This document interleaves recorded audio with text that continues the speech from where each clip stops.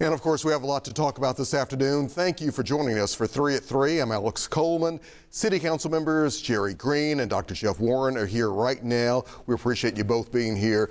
Bring us up to date. What are you all hearing about this situation at Wolf Chase Galleria Mall?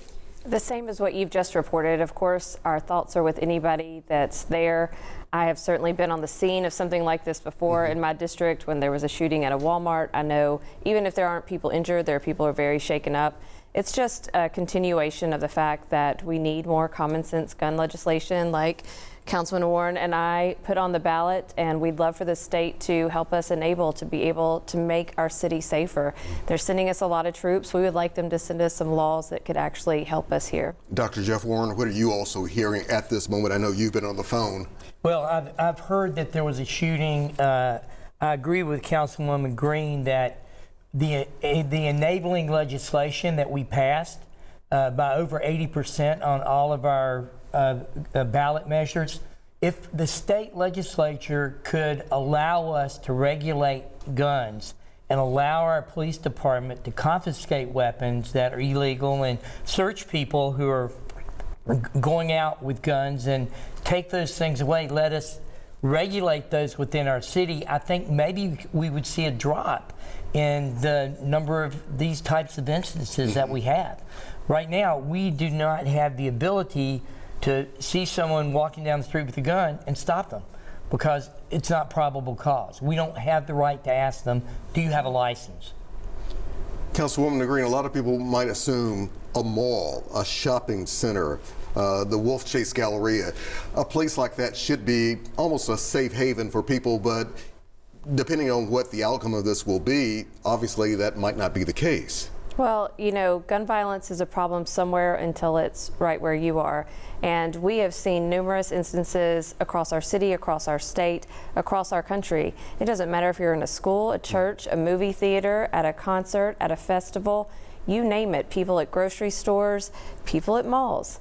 They have all been injured in gun violence. And so we have got to do everything we can in our power as legislators to do better to protect our citizens. And that means being proactive, not reactive. So the ballot measures that Councilman Warren and I were talking about, they include things like background checks and red flag laws, things that are popular with over 80% of the population here in Memphis. So we're just asking to be able to do the bare minimum to help protect our citizens, and we would like for the state to help us do that. As we look at some of the live images and some of the pictures that were just coming in as we are on the air here on 3 at 3, Dr. Warren, some might say this is an indication, maybe for some to view it this way, that we definitely need the Memphis Safe Task Force in Memphis and additional more National Guard troops.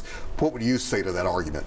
I would say that if we took that bonus that they gave everyone who joined ICE and gave that to the Memphis Police Department to pay a $50,000 sign-on bonus, we could get up to that $2,500 complement that we need to support our police department. If we're at 2,500 officers, we don't need extra people. We've got enough people right now. We're at 1,800. And I think the amount of effort and the numbers that have come in from all the different organizations are about that number. Councilwoman, how do you see it? Is this a manpower issue right here that we're seeing that could also kind of spill into this situation at Wolf Chase Mall, or how do you view it? Well, the National Guard can't do anything in situations like this. Under our state constitution, our state law, and the United States law, there are 865 troops per the report I saw this morning here. And when I took a ride along with police officers, whether it was domestic violence, it was prostitution, it was any number of things, people who are schizophrenic and off their meds and threatening their family, there was nothing that a National Guard person could do to stop those crimes from happening. And they don't have any arrest powers. They're not supposed to be interacting. They're only supposed to be eyes and ears. So they're not going to solve things like this. To Dr. Warren's point, we need police officers who can be proactive and reactive. Right now, the National Guard, it's just a drain on resources. We would much rather put those resources where they need to go, whether it's mental health services, after school programming for our youth. There are so many ways and places that we could support people and get to the root cause of crime, and this has nothing to do with adding people in fatigues on our streets. But if you take the National Guard out of this equation and just look at the Memphis Safe Task Force overall, is this a step that we need here? On the Memphis Safe Task Force, that is manpower. That is what we need. We're glad to have them. They've been very helpful. But as far as National Guard on the street, military on the street, I don't think that's necessarily helped businesses. Restaurants, even though the National Guard is out, I don't think they've seen a big increase in the number of people coming, maybe even a decrease.